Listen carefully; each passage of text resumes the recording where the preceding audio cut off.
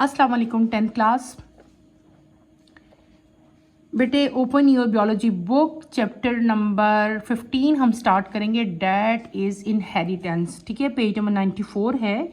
Inheritance बहुत important chapter है। इस चैप्टर में से बहुत ज़्यादा क्वेश्चन जो है वो हर साल आते हैं और बहुत ज़्यादा आते हैं, बार बार रिपीट होते हैं। ठीक है, ये चैप्टर आपने बहुत अच्छी तरह से प्रिपेयर करना है। बहुत ईजी और बहुत इंटरेस्टिंग चैप्टर है। ठीक है, चलें बेटे, let's start. For much of human history, people were unaware of the scientific detail of how babies got the characteristics of their parents. People had always thought that there was some hereditary connection between parents and children, but the mechanism was not understood. Many answers to the questions about how offspring get the characteristics from their parents came from Gregor Mendel work. In this chapter, we will go through Mendel's work and other discovery of inheritance. ये just intro है इस chapter का कि आज से बहुत years पहले जब ह्यूमन की हिस्ट्री हम देखते हैं तो बेटे ये चीज़ जो पीपल थे वो अनअवेयर थे, जो उस वक्त साइंटिफिक डिटेल इतनी ज़्यादा नहीं थी, लेकिन एक क्वेश्चन जो था, एक ऑब्जर्वेशन जो थी वो अरोज हो रही थी, उसकी नीड कि जो मतलब ऑफस्प्रिंग्स हैं, जो बच्चे हैं, वो अपने पेरेंट्स के जैसे क्यों होते हैं। जो जेनेटिक मटेरियल है वो किस तरह जो है वो फ्रॉम पेरेंट्स टू ऑफस्प्रिंग जो है वो ट्रांसफ़र होता है। ये क्वेश्चन उस टाइम थे माइंड में, सबके जो साइंटिस्ट थे उनके माइंड में थे, लेकिन उस टाइम कोई ऐसा वर्क नहीं था कि जिससे आइडिया लगाया जा सकता कि जो ये करैक्टरिस्टिक्स हैं ये कैसे जो है वो ट्रांसफ़र हो रहे हैं। पहले काफ़ी देर तक तो जो मेन जो वर्क इस पे हुआ वो मेंडल ने काम किया था, और इसी की जो डिस्कवरी इनहेरिटेंस की है वही काफ़ी देर तक जो है हम लोग पढ़ते रहे, और आहिस्ता आहिस्ता फिर इस फील्ड में बहुत ज़्यादा जो है वो काम होता गया, और अब बहुत ज़्यादा फील्ड जो है ये वास्ट फील्ड हो चुकी है, और हर तरह की इंफॉर्मेशन जो है इस फील्ड में अब इस टाइम में आके हमारे पास अवेलेबल है। इनहेरिटेंस में हमने क्या कुछ पढ़ना है, सारा कुछ अब हम डिटेल से इस चैप्टर में बेटे स्टडी करेंगे। Introduction to genetics. Genetics is the branch of biology in which we study inheritance. Inheritance means the transmission of characteristics from parents to offspring. These characteristics are called traits. For example, in man, height, color of eyes, intelligence, etc. are also inheritable traits. Parents pass characteristics to young through gene transmission. Equal number of chromosomes from each parent are combined during fertilization. The chromosome carry the unit of inheritance called the gene. हमने यहाँ पे कुछ नए words पढ़े, नई terminologies पढ़ी बेटे, उनको आप लोग समझो और उनकी डेफिनेशन याद आपने करनी है। पहली चीज़ हमने क्या पढ़ी यहाँ पे, जेनेटिक्स। जेनेटिक्स क्या है बेटे, ये एक ब्रांच है बियोलॉजी की जिसमें हम लोग इनहेरिटेंस के बारे में स्टडी करते हैं। सिंपल आप क्या कहोगे, the branch of biology in which we study about inheritance. अब इनहेरिटेंस क्या चीज़ है, ये तो आपने कह दिया ना कि वो ब्रांच जिसमें हम इनहेरिटेंस को स्टडी करेंगे, तो आपको इनहेरिटेंस को तो पता होना चाहिए। इनहेरिटेंस क्या होता है, inheritance mean the transmission of characters from parents to offspring. आपकी बुक में डेफिनेशन इसकी लिखी हुई है, वहीं से आपने याद करनी है। इनहेरिटेंस बेटे क्या होती है, ये ट्रांसमिशन है, यानी कि ट्रांसफ़र होना किसका, करेक्टर्स का, माँ बाप से करेक्टर का ट्रांसफ़र होना टू देयर ऑफस्प्रिंग, उनके बच्चों में मुंतकिल होना कुछ करेक्टर्स जो हैं उनका। ठीक है, अच्छा, आपको जो करेक्टर्स ट्रांसफ़र होते हैं ना उनको क्या कहते हैं बेटे, जो करेक्टर जो हैं जो पेरेंट्स से ऑफस्प्रिंग में ट्रांसफ़र होते हैं उनको हम लोग क्या कहते हैं, उनको हम कहते हैं ट्रेड्स। क्या कहते हैं, ट्रेड्स कहते हैं। ट्रेड्स की कॉमन एग्जांपल्स क्या हैं बेटे, आई कलर है, हाइट है, इंटेलिजेंस, ETCR जो है इनहेरिटेबल जो है, जो कि मुंतकिल हो रहे हैं, जो कि ट्रांसफ़र हो रहे हैं, उनको ये उनकी एग्जांपल्स हैं।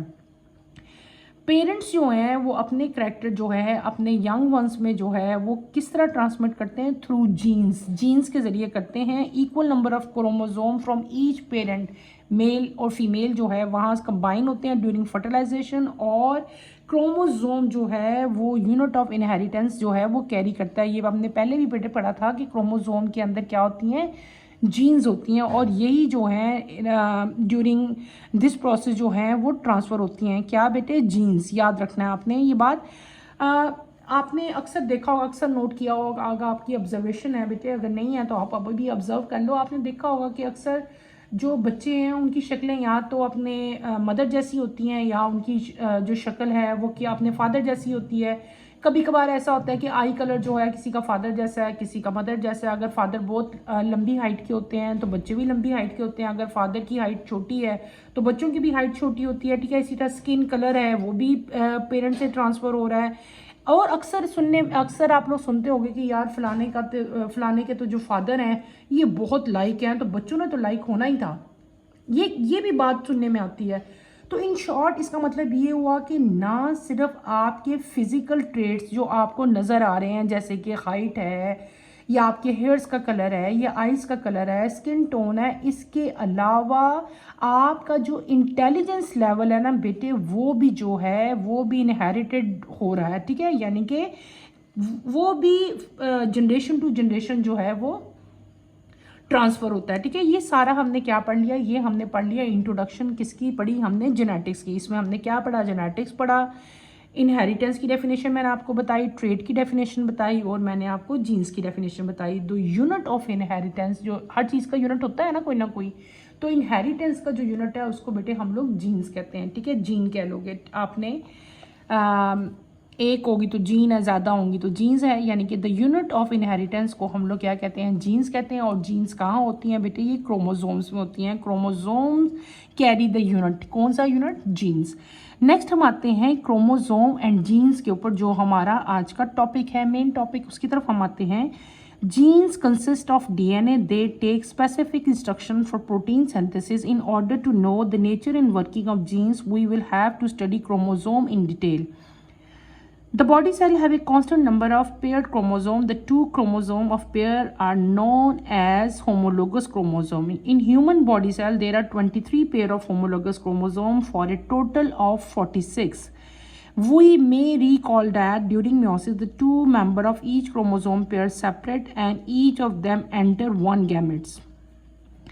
Chromosome is made up of chromatin material called chromatin. Chromatin is a complex material made up of DNA and protein, mainly histone protein. DNA wraps around histone protein and form round structure called nucleosomes.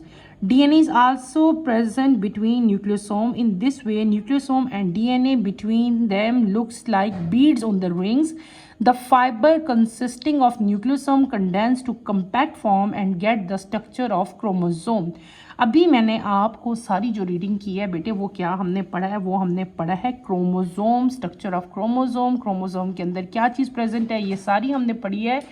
अगर आप लोग recall करो 9th class में अगर आप लोग पहुंचो तो आपने वहाँ पे बेटे 2 प्रोसेस पढ़े थे, एक पढ़ा था माइटोसिस और एक पढ़ा था आपने मियोसिस। अगर आपको याद हो तो आप मियोसिस में होमोलोगस क्रोमोसोम पढ़ के आए थे, याद आया कुछ? ओके हमने क्या पढ़ा, मैंने अभी जो रीडिंग की मैंने आपको बताया कि जीन्स के अंदर क्या होती हैं, जीन्स कंसिस्ट ऑफ डीएनए। पहले तो हमने पढ़ा था कि क्रोमोसोम जो है, क्रोमोसोम के अंदर यूनिट ऑफ देखो अब ये सीक्वेंस देखो क्या सीक्वेंस हुआ, क्रोमोसोम्स है, क्या चीज़ है, क्रोमोसोम है। क्रोमोसोम कहाँ प्रेजेंट है, क्रोमोसोम न्यूक्लियस में प्रेजेंट होते हैं, ठीक है। अब क्रोमोसोम के अंदर क्या चीज़ प्रेजेंट है, क्रोमोसोम के अंदर यूनिट ऑफ इनहेरिटेंस प्रेजेंट है। उस यूनिट को हम लोग क्या कहते हैं, जीन्स कहते हैं, ठीक है।